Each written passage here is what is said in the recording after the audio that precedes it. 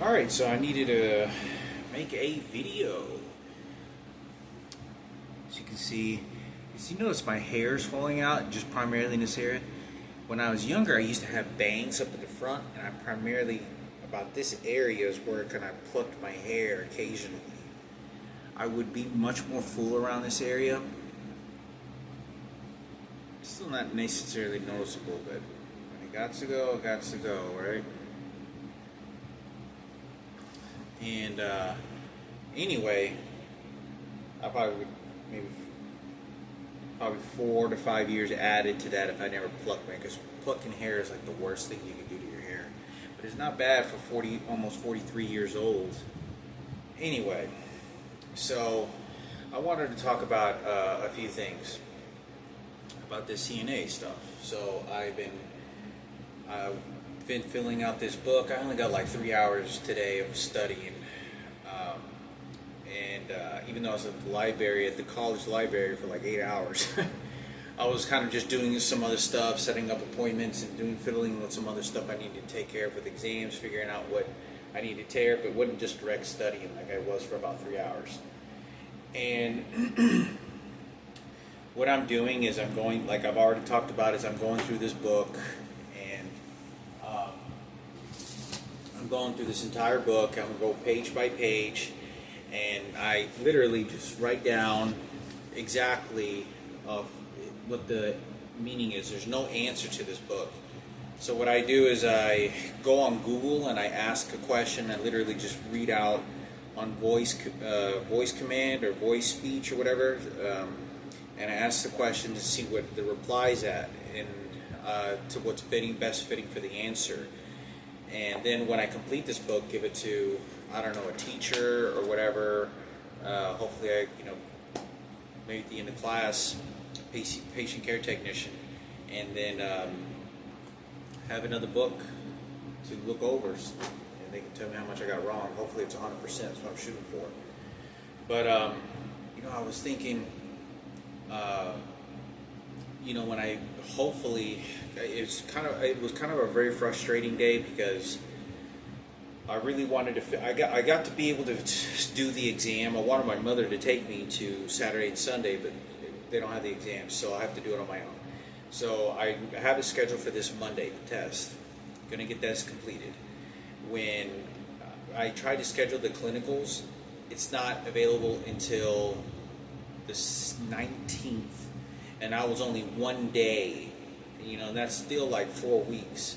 And it's frustrating, because I'm like, man, I was like, why can't I just find an appointment next week at all these offices, because I really need to get this completed, so I have the book I need to work on, and I can do my PRN before I start class again, earn a little bit of extra cash, because I'm running really low on cash,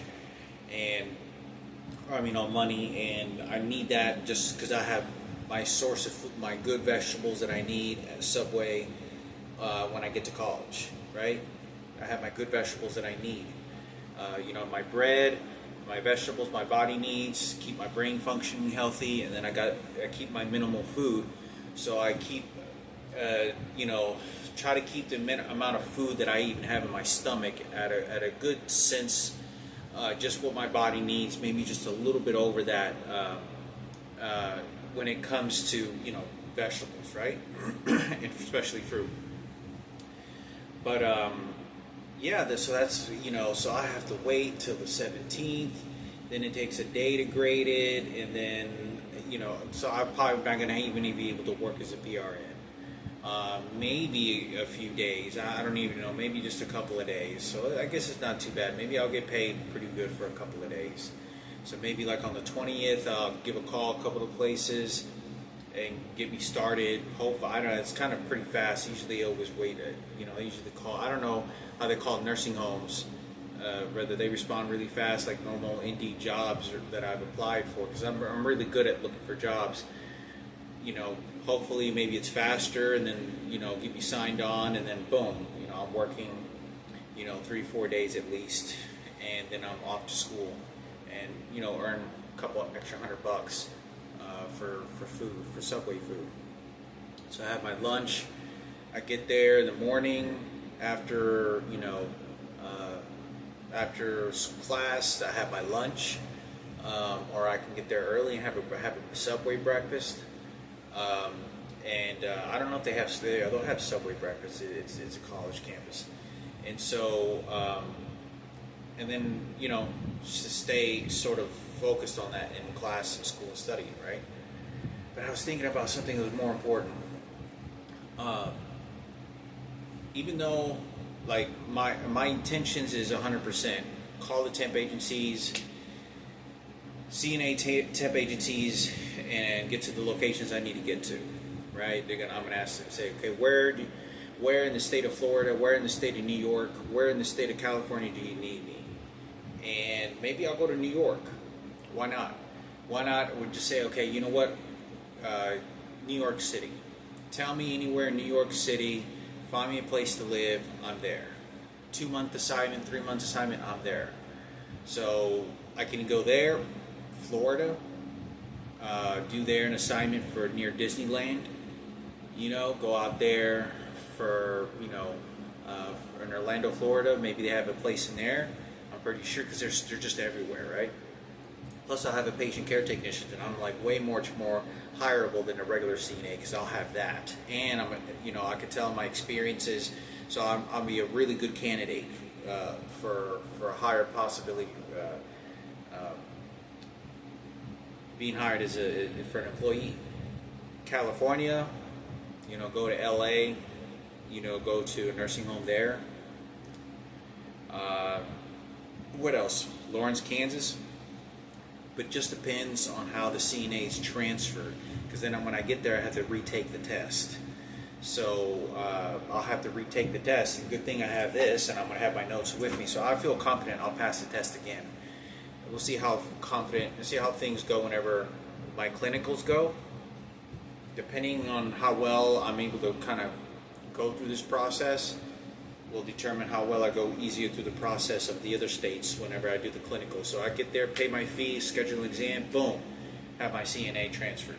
Get there, start working in New York City, Big Apple, go out there because it's a very different type of city, different style, right? You got 9/11 that happened, the tragedy.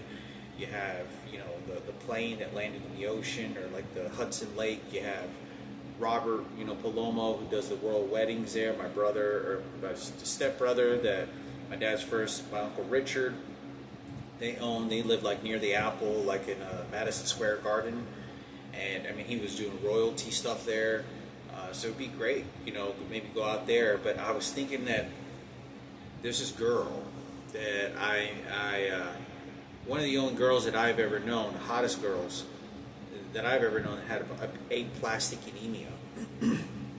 This girl had a plastic anemia, and she didn't have a bone marrow transplant. And her name is Stavanka,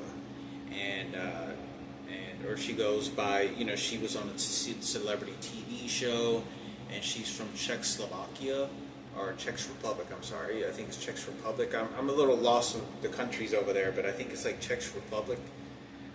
Which is its own sort of country, and it's somewhere in one of the states or countries near Poland. And she moved here when she was in the U.S., and I've done some research on her, and she's beautiful, absolutely just precious pearl, beautiful. So anyway, I thought she lives out there in Connecticut. So I searched up at one of the hospitals on her Facebook and her Instagram. It shows that she went to a hospital to get her normal blood check work, and it was at, I don't remember what it was, but it's in Connecticut. I don't remember the name. I don't remember the name of the city. I mean, not the name of the city, but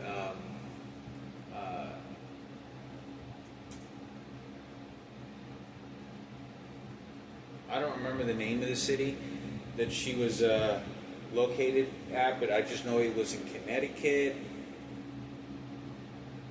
I know that it was in Connecticut, and we'll see. Yeah, it's in New Haven. I just found it right now. Okay, so she was located in a hospital, and I think it was called Smallow Cancer Hospital at Yale, New Haven. And one of the other hospitals that I sort of have on here. was Yale University. So yeah, so it was one of the hospitals near Yale University, which for those that don't, everybody knows what Yale University is. The biggest geniuses, Harvard and Yale are like, I think, to my knowledge, and like the highest Ivy schools out there that exist. Yale, Harvard. What was the other one? Was the real famous one? Not Massachusetts. I think was it Massachusetts? It was one of them. I can't remember what it was off the top of my head, but I know if I remember saying it, or somebody told me. But anyway, so she lives out there, and I saw a cancer unit that she went out there. So she was getting her blood work, and I thought, well, man, so maybe I kind of run into her, or maybe get to meet her, or formally meet her. Go out there and do some work in that hospital, or in one of the hospitals nearby where she went, and do maybe at the nursing homes, and do an assignment out there. So maybe I'll kind of run into her, maybe get to talk to her, meet her. She's a beautiful, beautiful girl. She has aplastic anemia. Out of all the people in the world, and how rare this blood disease is, there's no one out there that has this disease. Nobody. And I've never met, and she's my age. She's like just a few years younger than me. And I've never met anyone in my life that was my age that had a severe aplastic anemia, which is 1 in a million blood disease. And what do you know? She's blonde and blue eyes, and just the most beautiful porcelain skin you can imagine. Beautiful. And so I thought I would go out there and maybe just kind of go out there and give some support to the city and to the environment. I'm sure she'll figure out, because she's a celebrity, right? She's been on TV shows and has had a huge following of a lot of people, and kind of a pretty big comic. And go out there, and I think it'd be great. Add support. I think my circumstances probably now are very different now. This is not a Romeo and Juliet. I'm 42 years old, and I think I know a lot of the reality about kind of what's going to happen, but what's going on. But I think it'd be a really beautiful thing to do something, because for someone who has the same disease as I do, aplastic anemia, and maybe I get to talk to her, get something to eat, see her at a coffee shop, wherever it may be. If not, then maybe I can go out there on my own before I call the temp agency, and then, so I can go, maybe what I can do is I could probably set up like, okay, do you have anything in New York City? They say, yeah, we have something going on in March or April, right? Bingo. So I graduate the end of December with a PCT and a CNA license. By January, I'm figuring out, okay, I want to work here for a month, PRN, some of the local places here in Dallas, save up a little bit of money, head straight over for a couple of months to live in Connecticut. I'm sure I could probably find a job there with a CNA or PCT, and go out there, get a job. When I get there, I'll call the temp agencies and I'll say, okay, whatever, you said you had something available in March or April.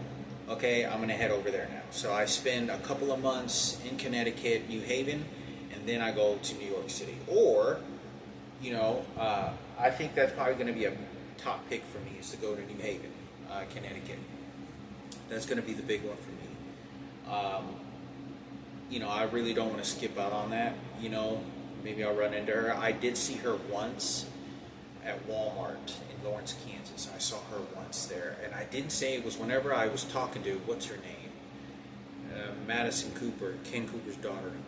And anyway, I saw her, and it wasn't her. I think it was someone else that came by. I was like, hey, is that Stepanka? It's like, damn, I saw her from way down there, and she was just beautiful, beautiful girl. This is years ago I saw her.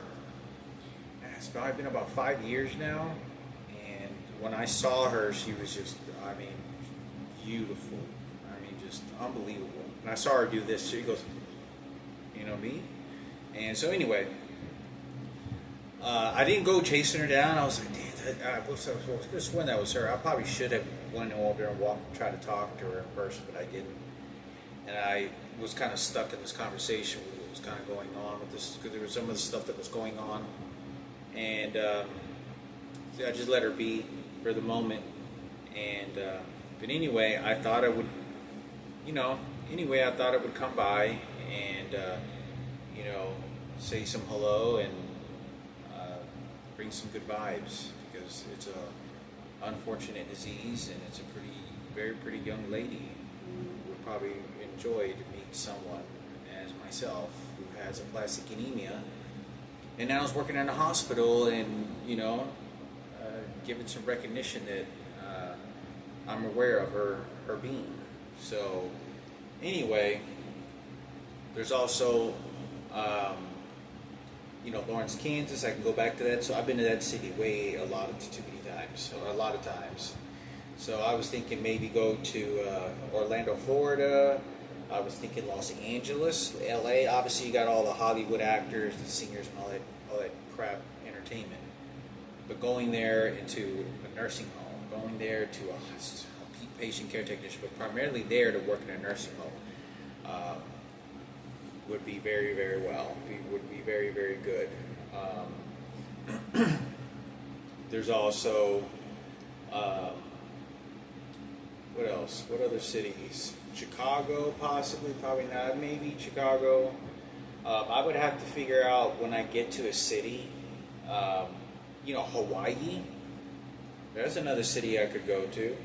I don't know what other countries are part of the U.S. I don't think there's any emerging states that I'm aware of that's now part of the U.S. I don't think Cuba's part of the U.S. I think they're their own country.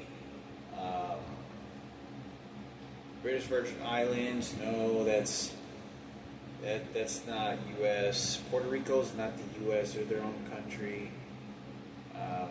Haiti's their own country. Jamaica, I think Jamaica's their own country, right? I think it is. I don't know. Is Jamaica? Yeah, I don't know. So anyway, I think it would be great. I don't think they have any foreign countries that you travel CNA, which I'm not even probably worried about any time now. But it'll give me an idea, because I need to find a good church to do some charity work.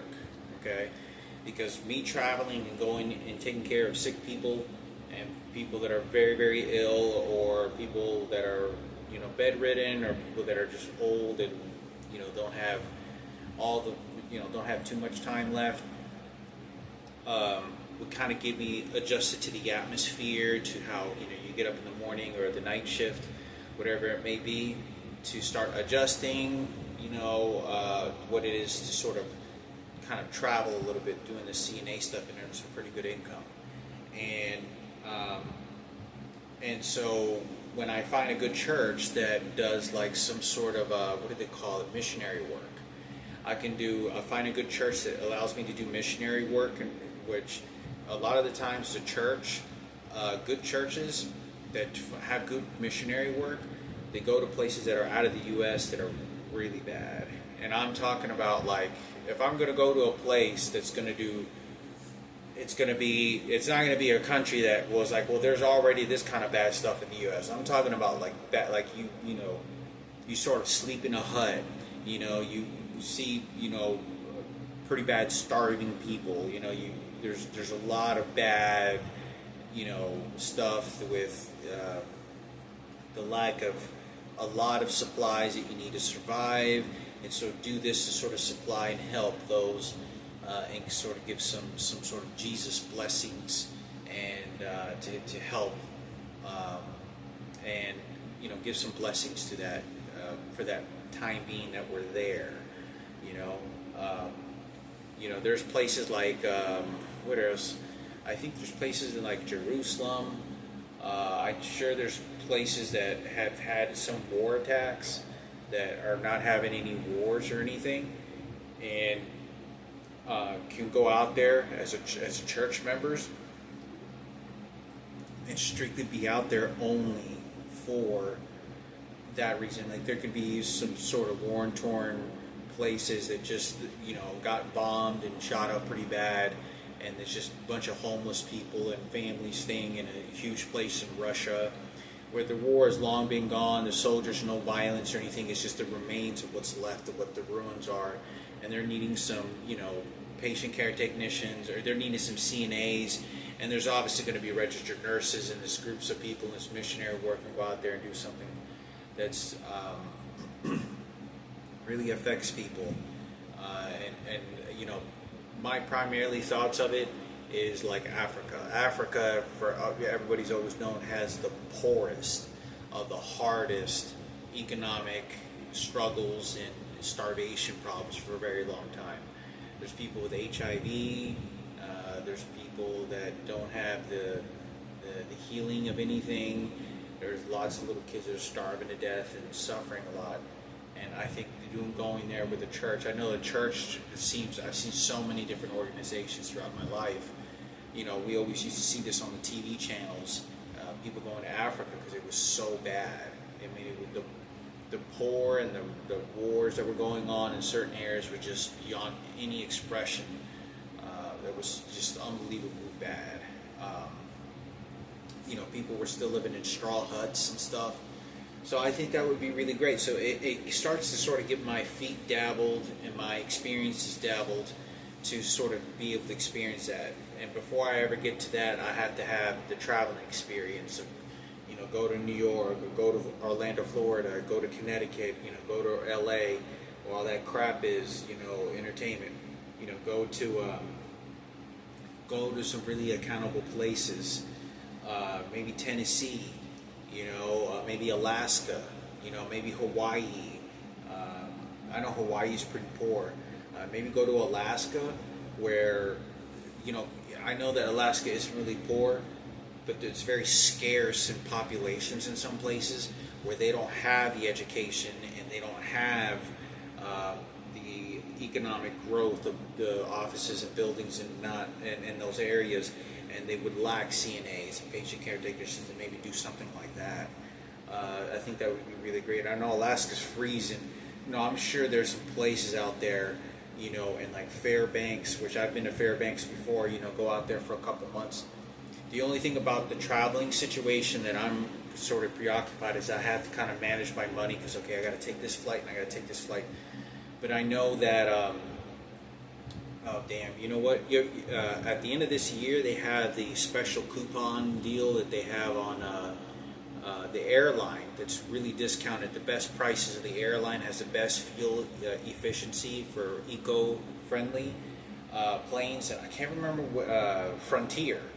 And they have like for $300, I think, at the end of the year, at like November or like August or October, you can purchase like a $300 ticket, and from here until the end of the year, you have full fly anywhere as many times as you want to any place in the United States, as many times as you want. But in January, I think January and February, they have the full year. You can buy a pass, a full year pass, which is like, I think it's like $800. It's like $700. I was thinking about $600 to $700. And toward the end of January, I think they knock it off to a pretty big bargain deal, where for $700 or $600 for the rest of that entire 2027, you can fly anywhere in the United States as many times as you want. And bam, if I had the money to pay for that, bingo. I don't have to worry about paying for my tickets. I got the plane. It's a good plane. It gets the cheapest, has great prices. I don't have to worry about, oh no, I don't have enough money. I have my season pass. It'll get me to where I need to get to. So if anything happens, I can get back to Dallas very quickly. I don't have to worry. In fact, I can come visit my mother. Every, after maybe a 3 or 4 or 5, 6 month trip, I haven't seen my mother, I can just jump on a Frontier and head to Dallas for a little bit. Have Dallas a couple days and hit on, not have to worry about flight tickets. So I think that would be really great. Those tickets don't even start discounted, I think. The Frontier Year Pass don't even start discounted, I think, until March. I think it's like March that discount happens, and then they have the January is like when they start the prices. So maybe I'll do that. That sounds like a pretty good deal. I really want to do that because I don't have to worry about, because price tickets on planes are so expensive, and you spend so much time having to, like, oh, I got to do this, I got to take this flight, and then I got to do a transfer here. There's a lot of crap in, oh, my credit card, this and that. When you have a pass, you don't have to worry about nothing. It's like, here, I already paid the fee for the year. I can get to where I need to get to for work. We're not having to worry about anything. So I think that would be really great as well. And the good thing is about that is it allows me to travel to all these different destinations and see any type of museums and all that stuff. But I really not focus on really much of on any of that. I'm really focused on just the work, getting to my location, and making some purpose out of the environment. Like going to New York, going to Connecticut would be really great, or going to Orlando Disneyland, because my sister passed away many years ago, and I already gave some support there. I think it would be really great for me to visit the other 3 theme parks there, and maybe go to the beach for a little bit. But LA, obviously, there's all these celebrities and all this stuff that's going on. But when you go to a place to Los Angeles, and you see how much money and all these things go, and you walk into a nursing home, and you see what's really happening, it's pretty eye-awakening. San Francisco is another hot place. San Diego is a really hot place as well. Las Vegas as well. Las Vegas, obviously, I've been there several times. Las Vegas is a place where, all the money in the world of entertainment and the reality of nursing homes and hospitals, right? And then San Diego is a prime spot. The reason I say San Diego is a prime spot is because San Diego is very, very close to Tijuana. And is it Tijuana? Is it San Diego? Yeah, it's on the border of Tijuana. For those, I'm sure that know, Tijuana and San Diego was a big place for sex trafficking and sexual prostitution. And I thought, well, since the experiences of my life and what I knew would happen to my existence and growing up, family, mother, and seeing this stuff on TV, all different kinds of stuff, that it'll kind of be great to do some work there as a CNA, patient care technician. And if there's any attention and stuff that's going on, anything important, I'm pointing toward the direction, say go over there, and go out there and maybe help some people that are going through, some women out there that may be going through some really horrible shit in that prostitution world. There's a lot of shit going out there. Colorado is a really beautiful place. I love Colorado. I really do love Colorado. Go out there in the snow. I really miss the snow. It's nice to be out there. I got my swimming trunks I bought so I can go swimming over here at the swimming pool. I didn't even think about it. All I think is about the heat. I didn't even think about there was water in swimming pools. Anyway, that's a place. May stop by Chicago. Chicago's a really hot place. Not a hot place. It's a prime spot. It's a prime spot that I could go to. Obviously, it's the birth of house music. Legendary. All the biggest legendary house DJs come from Chicago. There's a lot of murders there. It's a very kind of a New York kind of feely kind of city. I've never been there before, but everything that I've seen on TV and know about it, there's a lot of important stuff and monumental stuff that goes on there too. There's also Pennsylvania. I can go to Pennsylvania and do some work there as a CNA, and would be very, very good is to go there at Pennsylvania, where I know they have some what do they call it? It's very populated in what's it called? Amish people. Amish people are the biggest holy God people you can ever imagine in this world. So I think that would be really great. And Washington D.C. That's a big prime spot as well. So I'll probably maybe take a look at maybe any different islands or shores, but those right now is kind of the top of my head, is to focus maybe on what's going to be best fitting all the way around. But right now, I'm definitely going to give a recommendation for Connecticut, New Haven. pronounced Stepanko. She's the only person in the world that I know, as hot as she is, that has plastic anemia. Probably the only person I'll ever know in my life that is. She's the same age as me. She's had it for a long time, as long as nearly as I've had it. Maybe I get lucky with her, huh?